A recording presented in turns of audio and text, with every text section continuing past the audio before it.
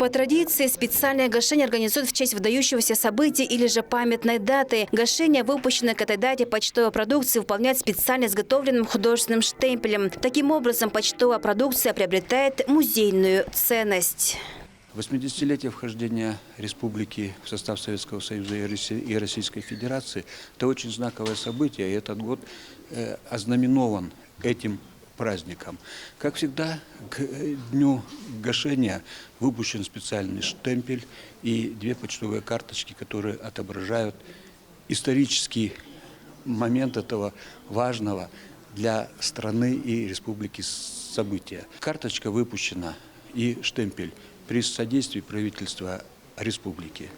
Выпуск в почтовое обращение специального штемпеля инициирован правительством Тувы совместно с Управлением Федеральной почтовой связи республики. Вице-премьер Орлан Сарглаев в своей речи отметил, что одной из самых увлекательных и легендарных страниц в истории ДНР были почтовые марки и открытки.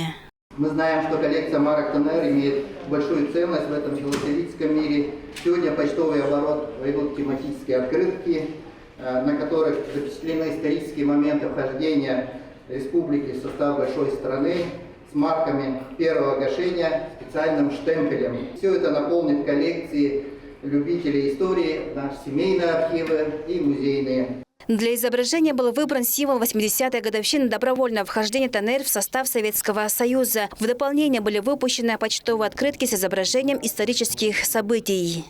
Здесь есть люди, которые уважают и чтят историю почты. А история почты – это всегда сопряжено с историей народа, страны, государства.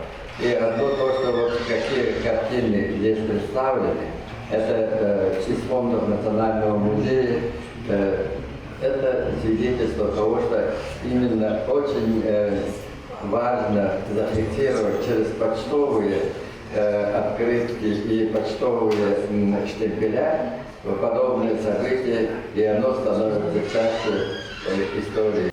Штемпель спецгашения отличается от обычного календарного тем, что в его тексте указаны название события и памятная дата, которой он приурочен. Айра Садбиемангуш, Янгар Кужга, телеканал Тува 24.